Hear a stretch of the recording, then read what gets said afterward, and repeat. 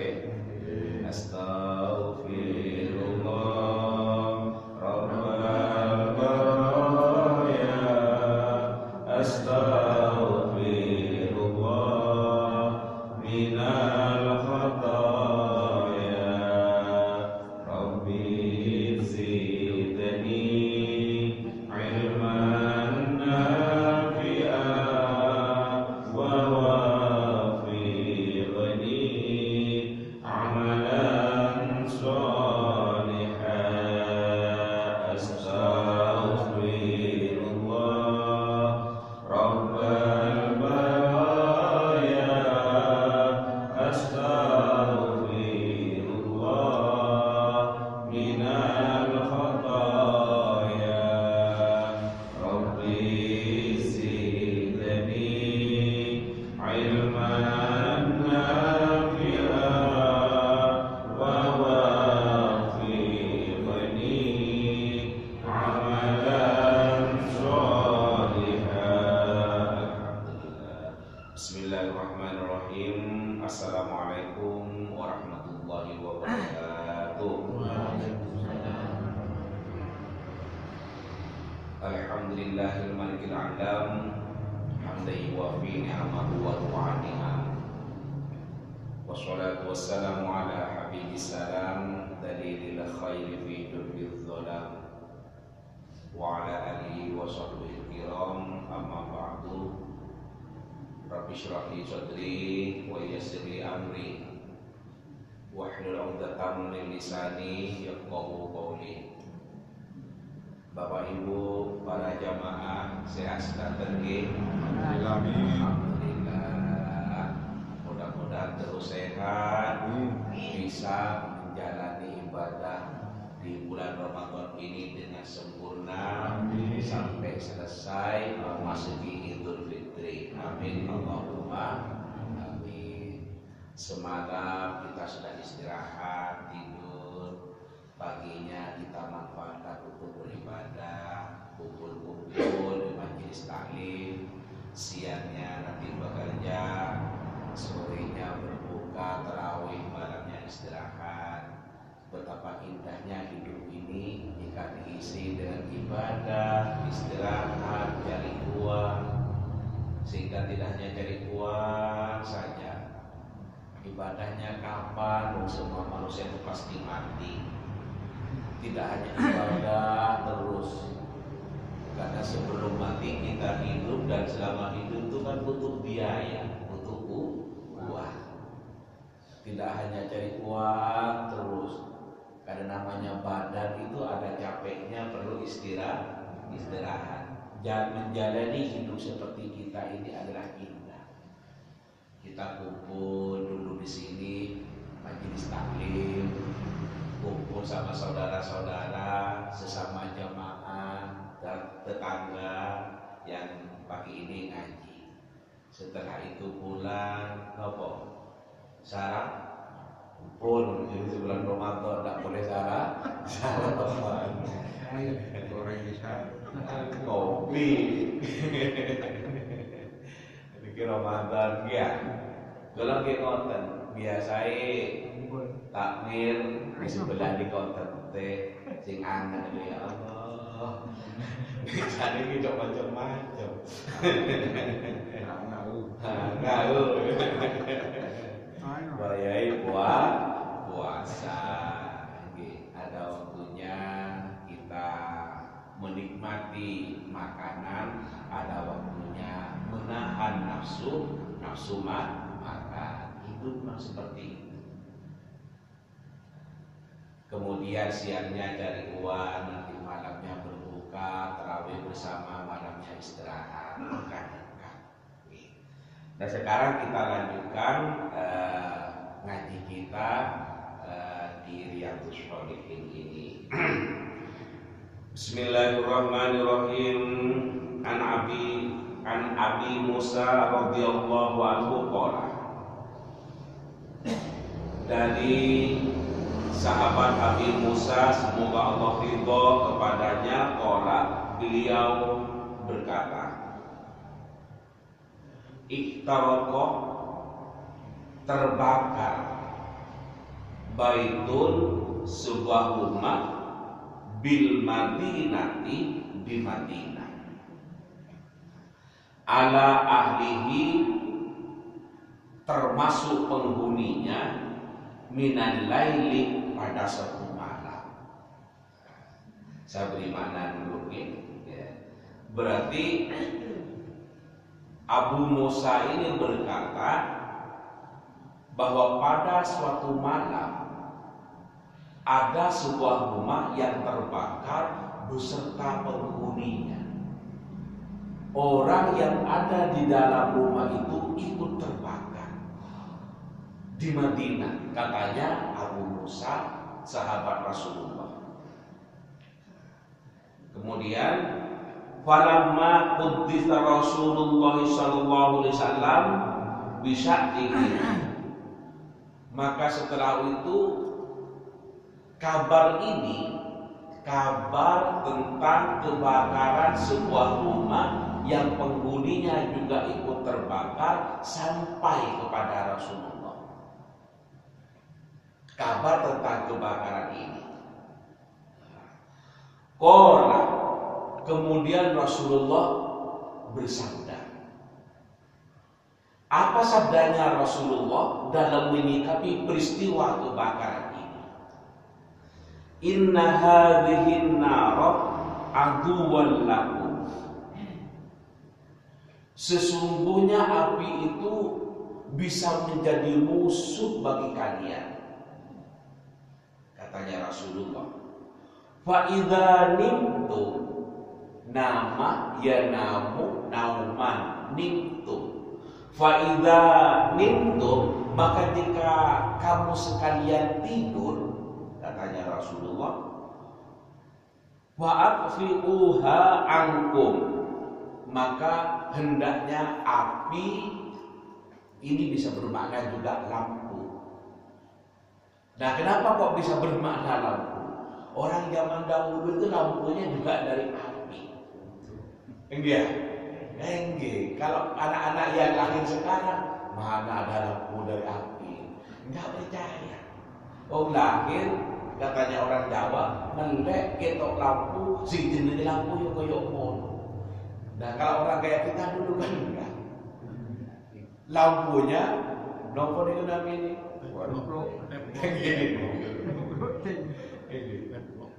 Nah, kalau mau nyalakan delok sile, lengkone le ono ora. Iku dinyalakan kok urip-urip amarga boten enten lengkone. Nah, terus mantun ditinggali lengkone niku sempro gini enggak. Keken anu dikeken besi. Ya besi, ya ketinggalan di besi. Ngoten. Nah, polisi paling malas itu dikeken niku. Kata kaki semangat itu bisa pecah. Nah, jadi lampu itu apa? Ini bisa bermakna api, bisa bermakna lampu, dan memang zaman dahulu lampu itu dari api. Kalau sekarang enggak, dari energi listrik. Ya kan, betul. Tinggal diklik saklarnya, insya Allah sudah hidup.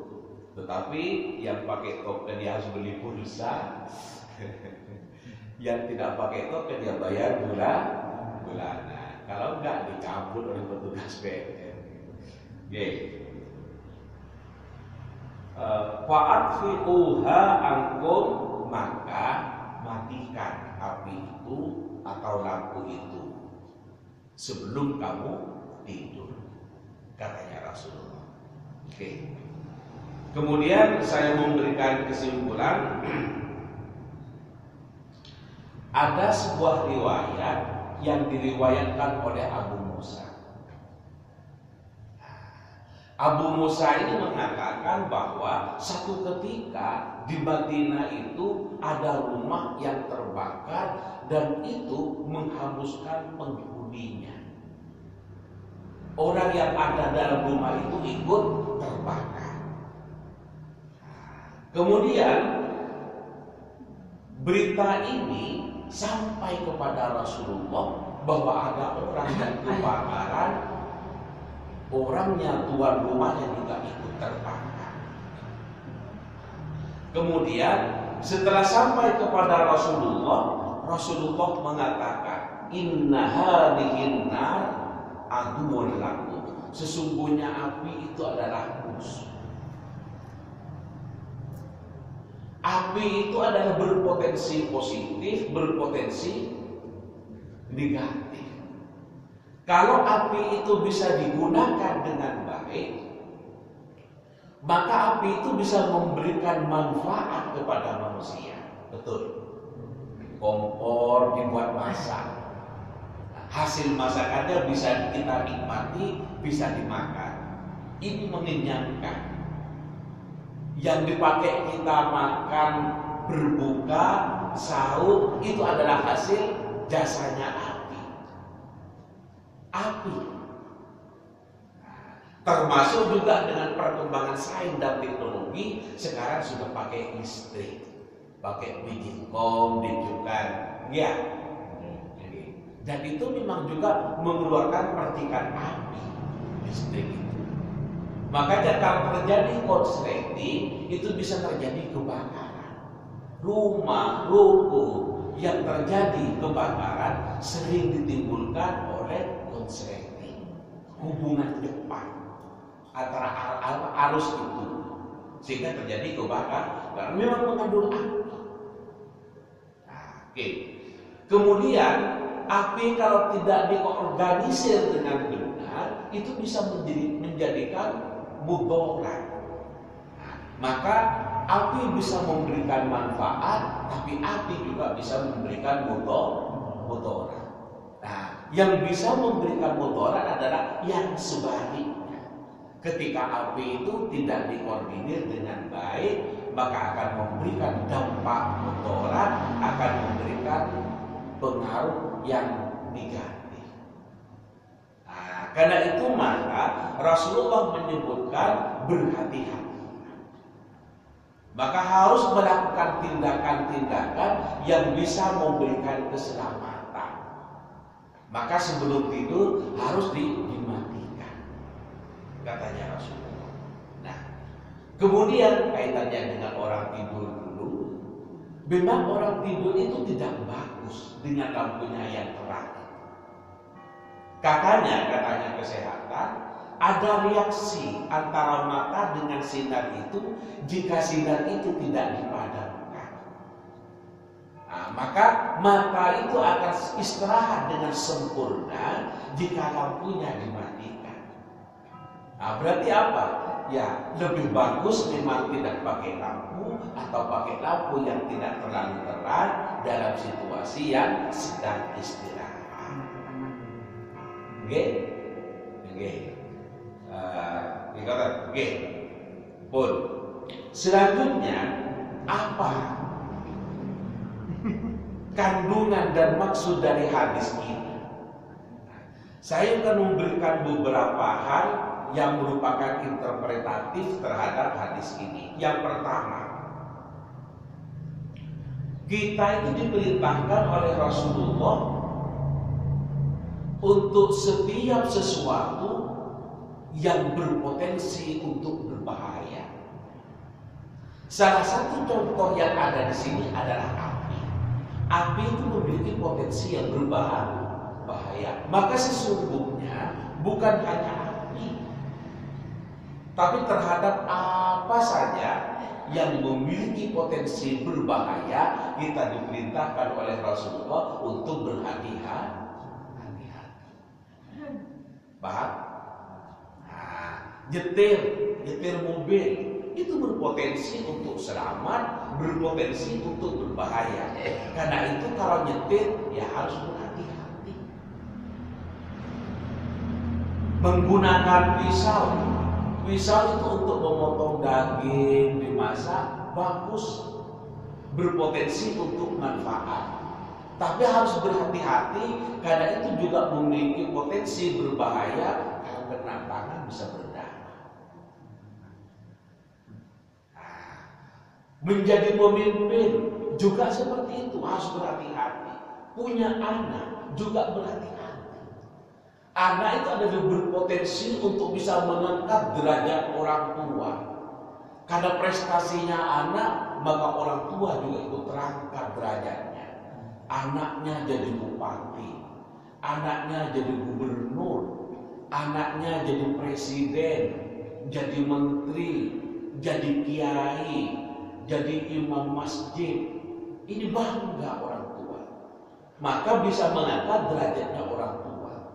Tetapi di sisi lain ada juga anak yang bisa menjatuhkan martabat dan wibawa orang tua karena anaknya berbuat yang tidak baik.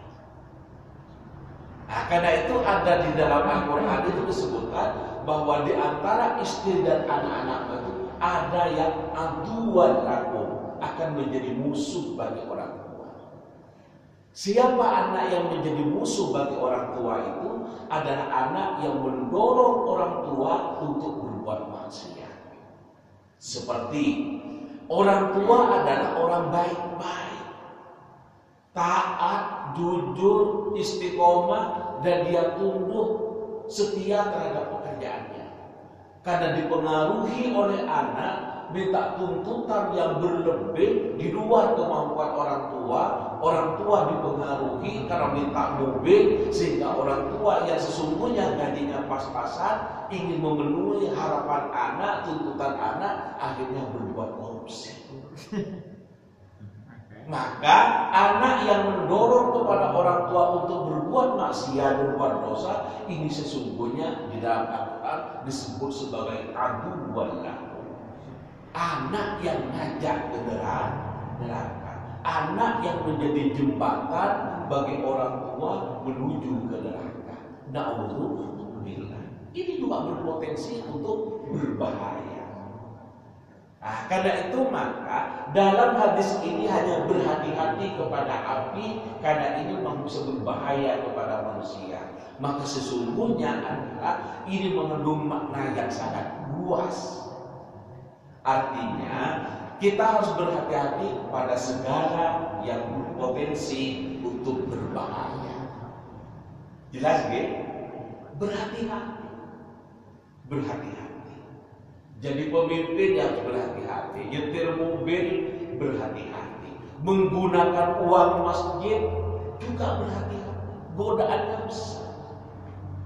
Apalagi sampai berbuat yang tidak baik. Curang, korupsi misalnya. Jujur itu kadang masih difitnah oleh orang. Sarungnya nyari, sarungnya baru. Dia kirim bekel curi masjid. Ya, orang beli sarung baru itu pakai uangnya sendiri. Mau ada sih jadi bendahara masjid.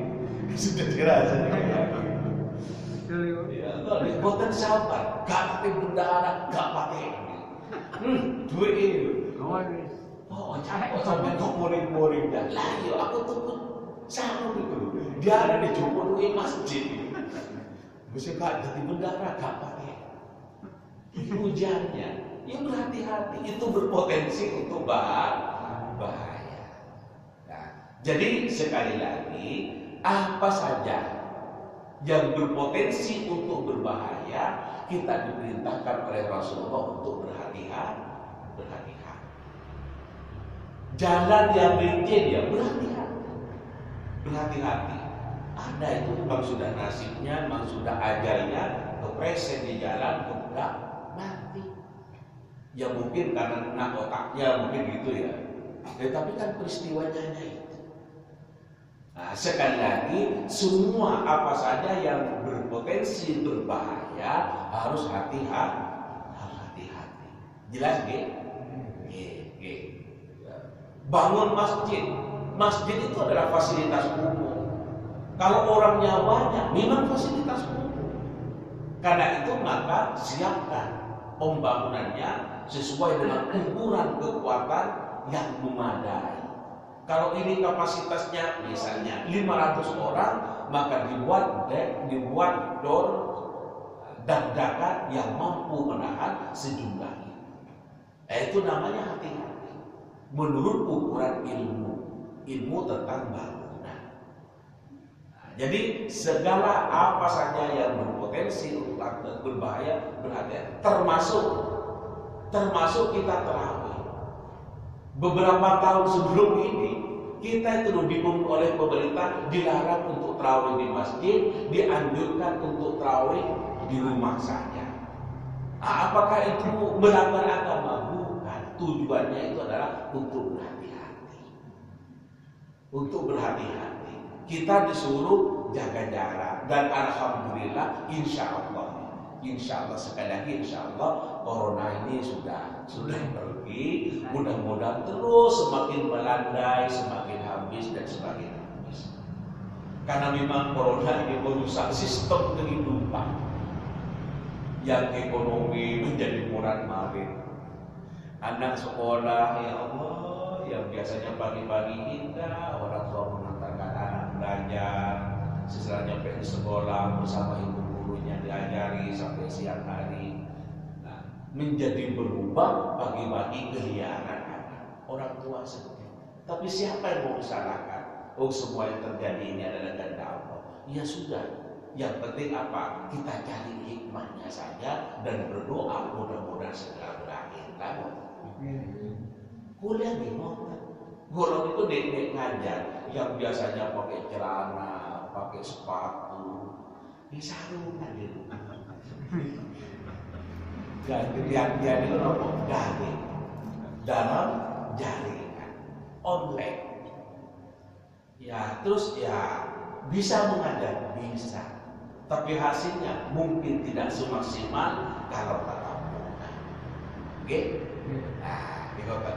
Jadi semua yang berpotensi untuk berbahaya kita harus hati-hati. Itu yang pertama. Yang kedua,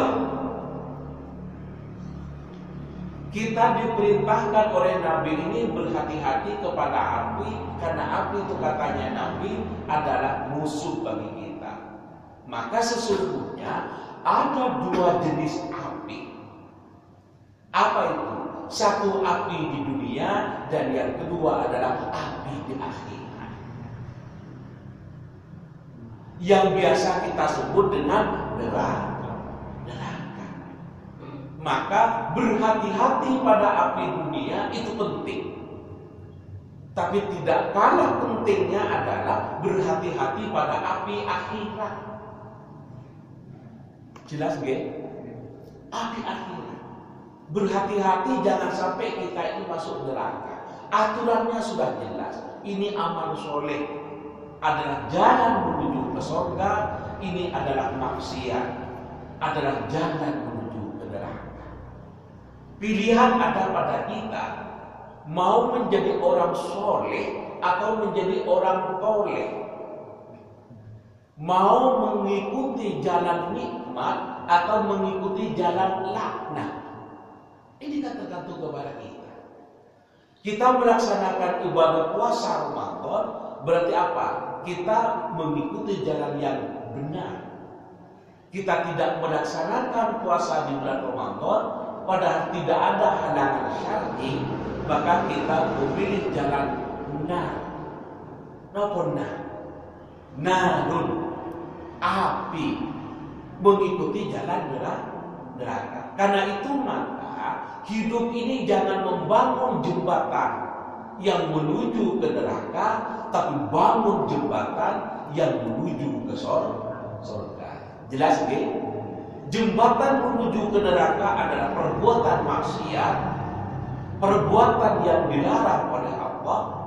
Jembatan menuju ke surga adalah jembatan yang dilakukan oleh kita dengan perbuatan ketaatan kepada Allah.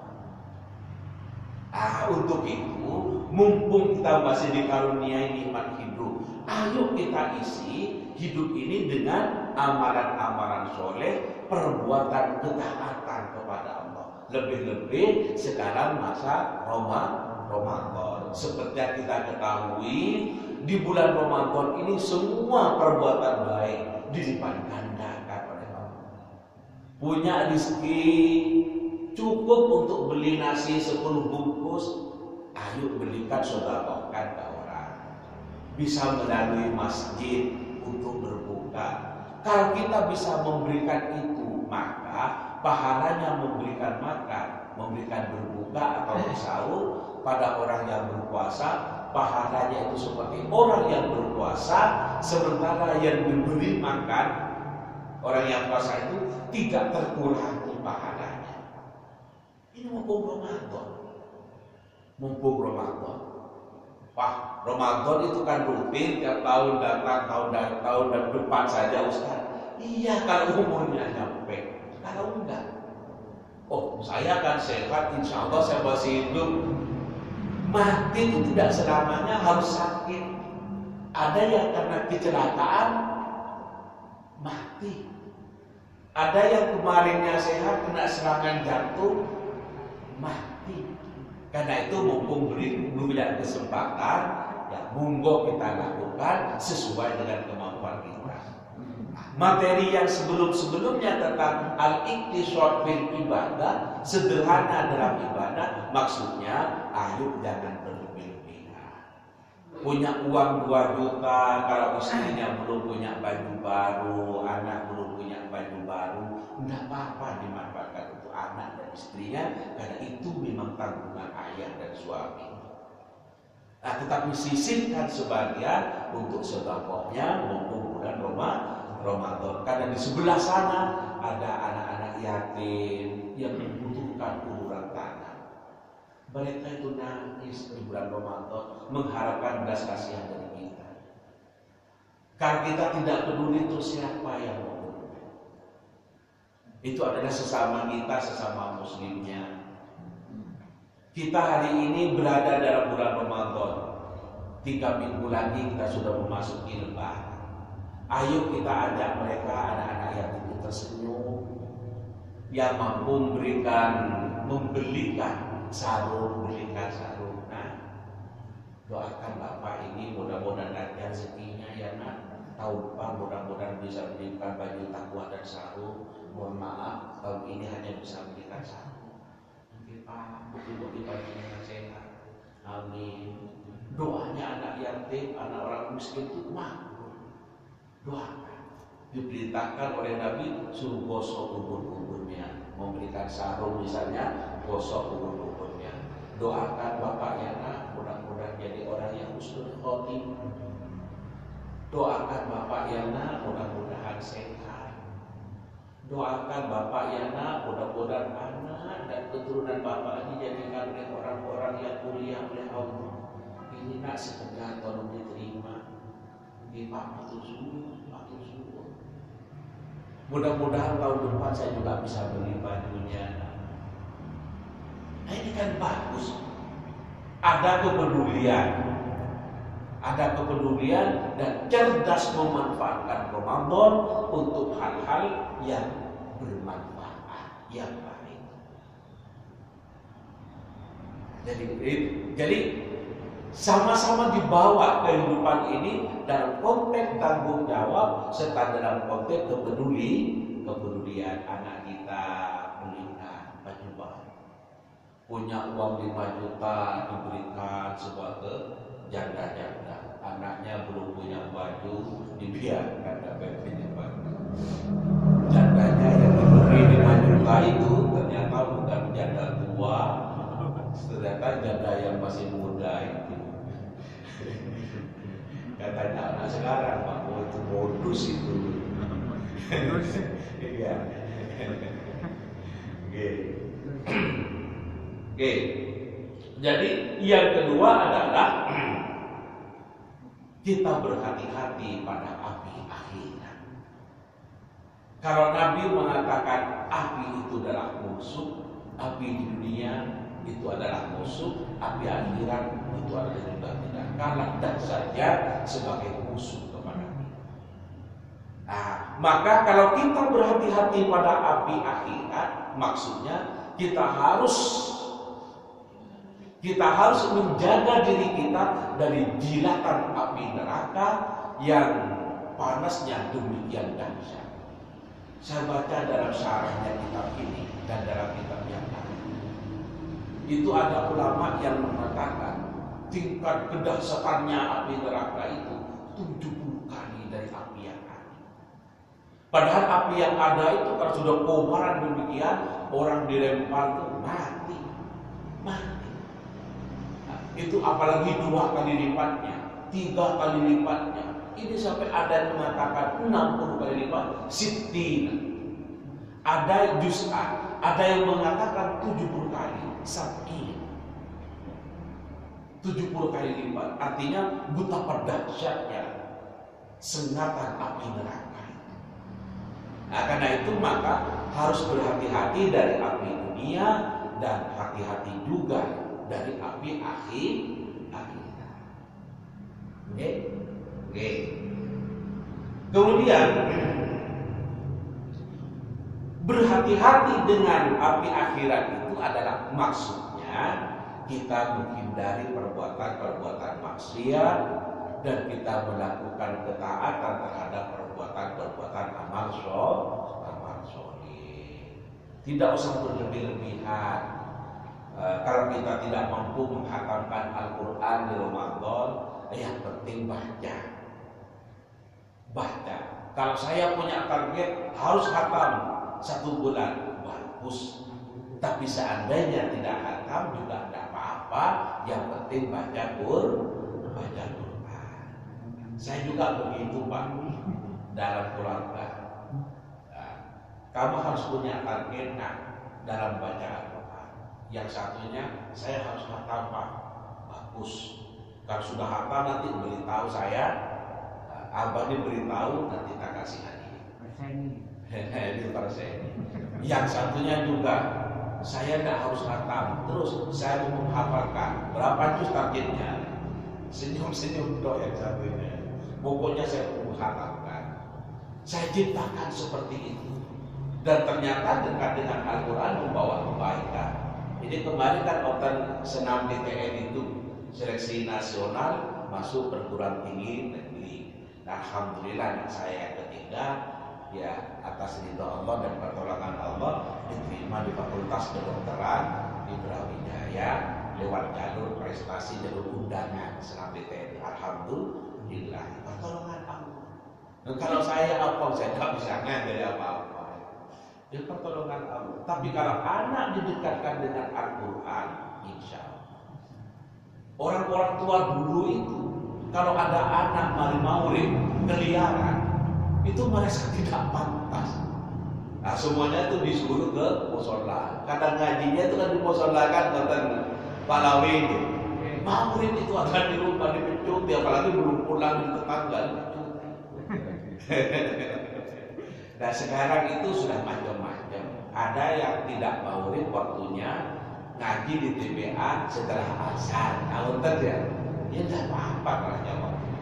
Tapi kalau saya masih masuk angkatan yang ngajinya setelah maulid itu. Maulid itu ya anak-anaknya itu sudah diperintah untuk berangkat ke musola. Adik masih ada di tangga pulang itu dipecut. Tidak berdebat apa alasannya nak, kamu kok sampai sekarang baru pulang dan jam sekarang nggak pulang pecuti. Hanya tunduk temenan, ada macam-macam pecut. Ya Allah, disambreki ya, disambreki. Nah, kita walaupun tidak seperti itu, karena eranya sudah berbeda, tapi peringatan untuk tetap baca Quran. Ayo, lebih-lebih ini dalam situasi Ramadan. Di tetangga-tetangga saya ada buat tradisi baru, yakni setiap selesai sahur nunggu sebentar untuk subuh, selesai sholat subuh bersama-sama baca Quran. Apa tujuannya? Di samping menciptakan kebaikan, juga menghindari tidur. Karena perut kenyang, hawanya dingin, pakai selimut, masya Allah. Zaman nunggu ngorok. Nah, yang guyonan itu begitu tinggal di ngorok. Iki kok ngorok model wong melarat iki. Apa sih tengerani ngorok ae kok ditengeri dari wong melarat. Itu mik ngorok itu akeh wetune ketimbang masuki. Yo apa?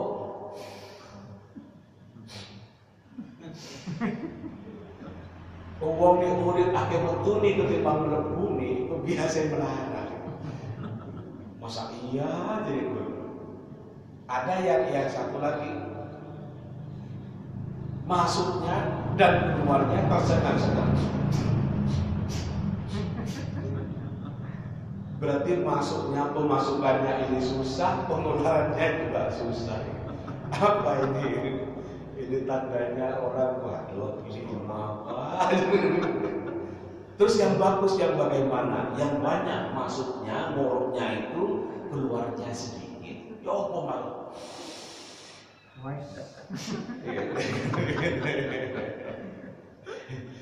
Pokoknya jangan tidur pagi, jangan ditengeri oleh orang ngorok.